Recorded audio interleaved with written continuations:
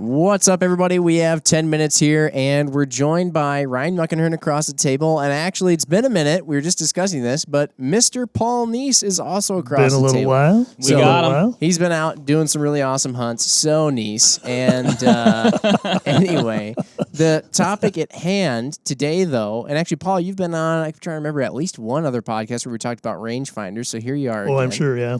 Absolutely. You have used many a rangefinder, and so we have our Fury HD 5000 rangefinding binos in front of us. And I think the question comes up from time to time. Well, the 5,000 denoting Yardage and essentially how far out these binocular rangefinders can range. And we're talking about, in this case, whenever we list any rangefinder's effective range, it's on, reflective targets, assuming a relatively calm day, not, right now we have a absolute downpour going on outside, so not something like that, and then also probably supported off of a tripod or something like that. But still the question remains, why would anyone ever need to be able to range to 5,000 yards? Is anybody shooting to 5,000 yards? Especially a lot of these are used in hunting situations, so I have yet to see anybody with like a 5,000 yard big bull elk kill. That would be really something. I don't think that's been done yet. Very let us know controversial. if you've done it. That would be very controversial. So why is this? Let's throw it to the Neess first. Yeah.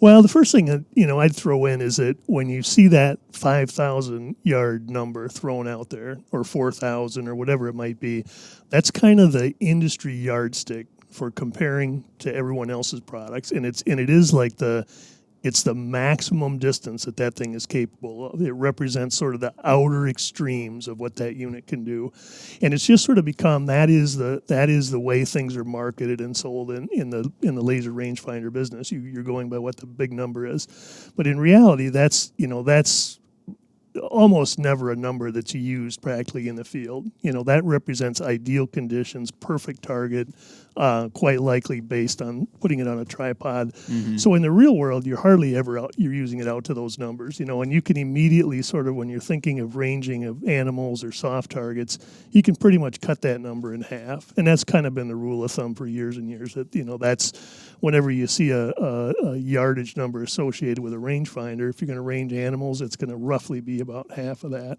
Mm-hmm. But still, in the instance of the Fury here, that still brings you down to a pretty big number, 2,500 yards, which is, right. Really, nobody's out there trying to shoot animals at that distance. That's really not the case. But it is, it's in the zone of distances that guys might be doing some steel target shooting, that sort of thing.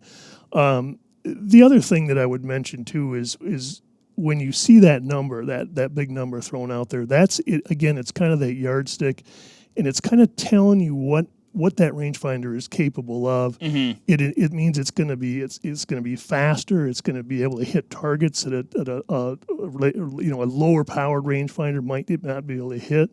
So it still represents a very beneficial thing to an end user. Yeah. You're gonna pick up performance, even though you may not ever be using performance at 5,000 yards, if that makes sense. Yeah, it's kind of like a oh boy, here I go with the car reference. But it's kind of like I thought of that same. I was going to say the same thing. Very high horsepower vehicle traveling at 55 miles an hour on the highway is not very taxed. Whereas then something that's just your very little econo box, little engine, not very high horsepower, you may be wringing its neck to get to 65.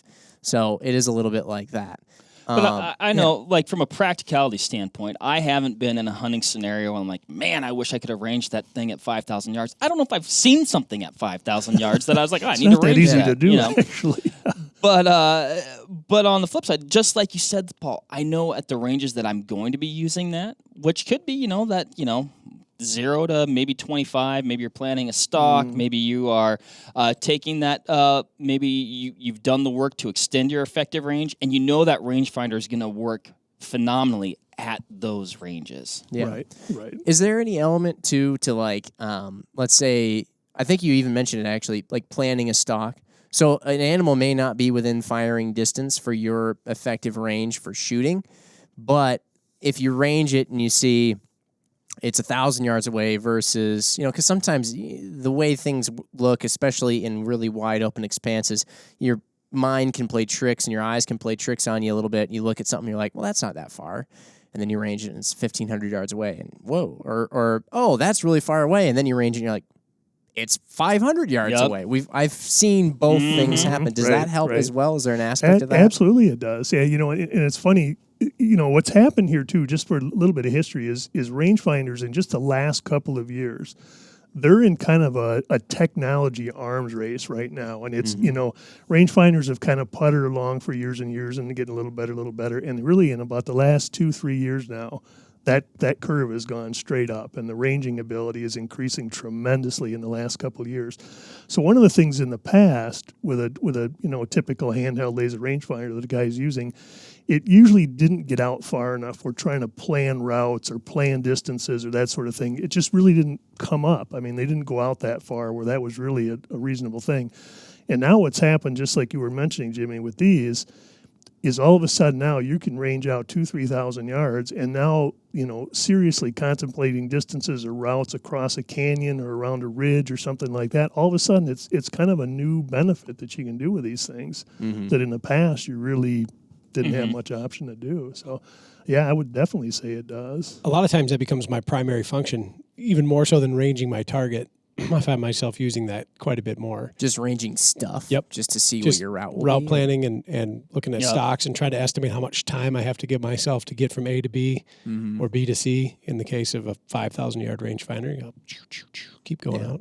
So now when you're using something too, then like a binocular rangefinder, that makes it easier because you can be in the process of both glassing and doing that route selection and ranging at the same time, which is nice. Because like a monocular style rangefinder, you can kind of glass with it, but after a while, it's kind of fatiguing. Your arm gets tired. Your one eye that you're closing gets tired. You're not seeing as big of a field of view as you'd like, and it's more just for your quicker references and ranges. But And the the bino part of it, that's also played into where you've seen these huge lumps increases in ranging distances, is because of binocular you have a much larger lens here that's going to receive back that laser signal, and it's able to pick those up at far longer distances than the typical small handheld little unit would do. So that's part of where that increase in ability has come from. Yeah.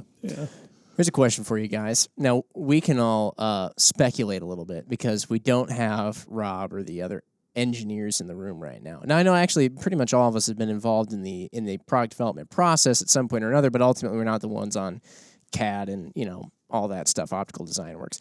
Where do you guys see rangefinders continuing to go? Because what I've wondered is, are we going to start seeing, 7,000? Cable rangefinders, and then 10,000, and then is it like eventually people are going to be like, oh, it's the Fury HD 20,000? It's like, well, when have I ever seen 20,000? Like literally, the Earth is already curved off by that point. I mean, what? I speculate, and this is I shouldn't say new. It's coming to the commercial market more than, or more recently, anyways. But instead of like a line of sight or even a compensated distance factored, also giving you 3-dimensional. So, like, if we were to range across a canyon, you could, pick a spot from A to B that's line of sight. But eventually, I wonder if it's in the viewable part of the rangefinder, if that rangefinder is going to be able to look at terrain and figure out how much you'd actually have to walk to get Ryan, there. are you talking about bending lasers? Yeah, correct. Now, what I could see, and this folding space and time as well. Super simple. I just thought of an idea, and I'm not actually sure I should say it publicly right now because maybe it's a really good idea. We don't want to give it up. I think we if we say trademark just verbally on here, it's just good. Patent pending. Yeah, patent. That's right. That's what it is. Patent pending. I'm still going to hold off. Okay, probably a good idea. But also having the ability I should be an NPD. Yes. Big idea guy. Big idea guy. But the ability to also map environmentals. And then, integrations with different, whether it's ballistic software or weather software or things like that to come up with a spectacularly advanced solution for everything. Yeah. If you could look at it and you could see it, you could do it. Right. Yeah. And, along the lines of that, I think you'll probably see at some point integration with GPS systems, which might very well lead to something like you were talking about, where that ability to map terrain and follow it. So, yeah. Guys, cool it with the idea giving away, okay?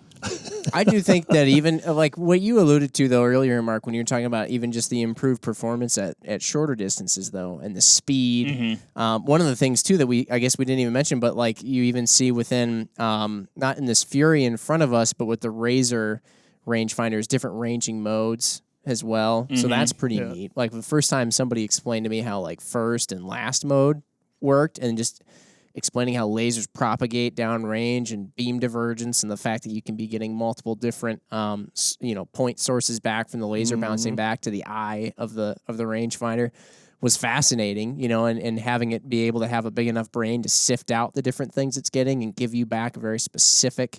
It's pretty sweet. So then you're even in that case, you're working within a usable range. That's a 4,000 yard capable rangefinder, but then some of the stuff that it's doing within its maximum capable range is beginning to bolster up and increase. Optics in rangefinders have gotten a lot better. Oh, They yeah. have, and certainly even the addition of binocular rangefinders. Yeah. A couple of years ago, that was not a product that was out there. So yeah, it's definitely improved a lot.